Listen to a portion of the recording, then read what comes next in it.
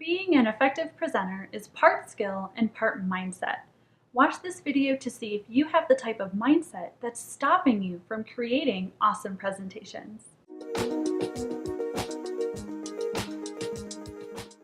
If you have the right mindset, creating awesome presentations is actually kind of easy.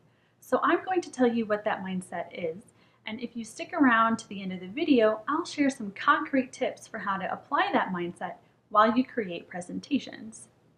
To explain this mindset, I'm actually going to tell you a short story about a violinist.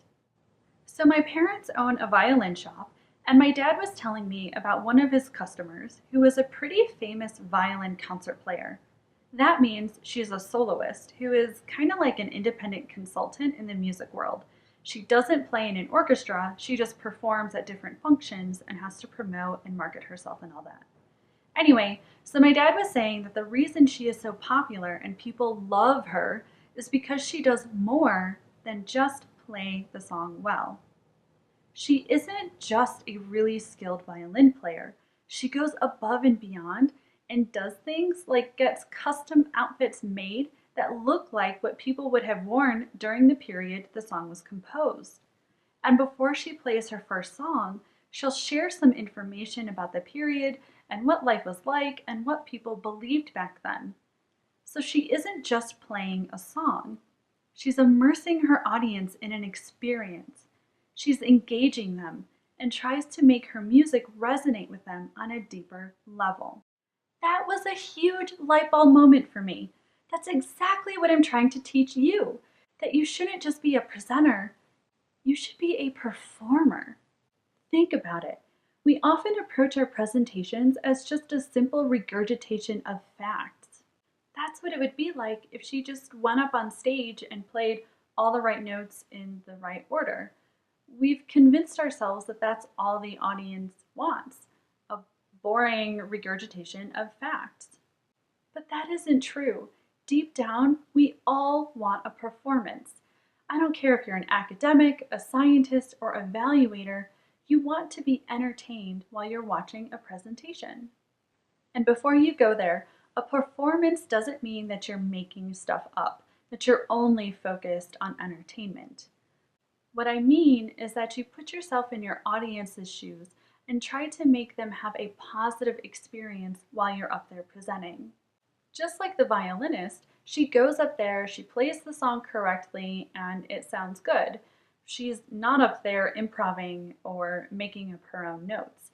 So obviously you have to give correct information and you have to teach people something new. All I'm asking is that you put yourself in your audience's shoes and try to do things and be creative in your presentation so that they enjoy the experience.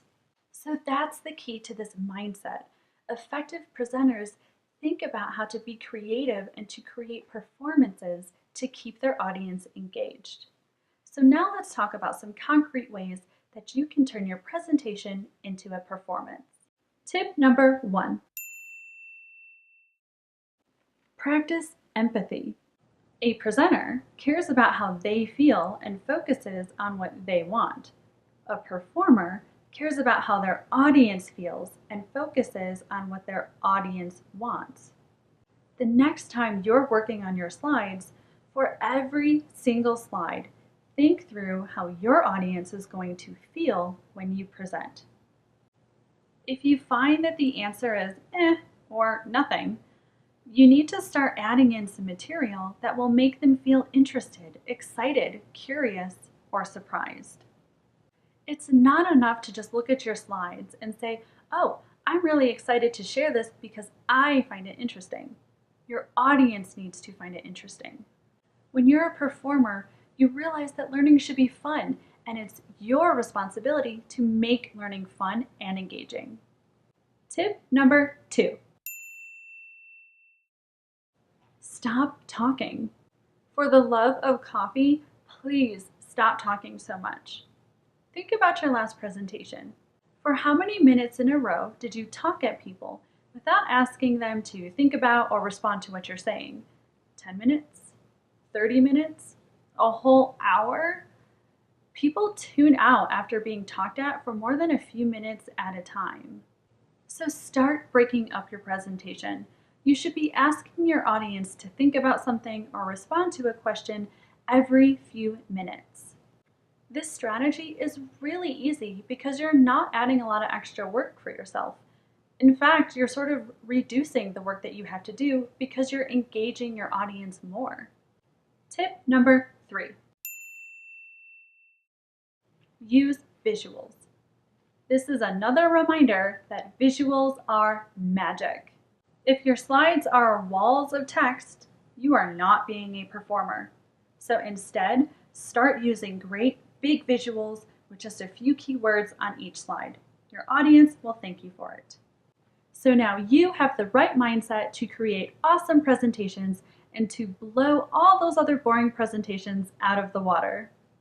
And yes, I've created a free resource to help you use less text in your slides so you can make room for more visuals and better presentation performances. It's all in my free email course, Countdown to Stellar Slides. If you sign up today, by this time next week, you'll know how to stop making the biggest presentation mistakes I see and start using less text in your slides. Thanks so much for watching. If you want to help support this channel, please share it with your friends and colleagues, comment below, give it a thumbs up, and don't forget to subscribe. I'll see you in the next one. Bye!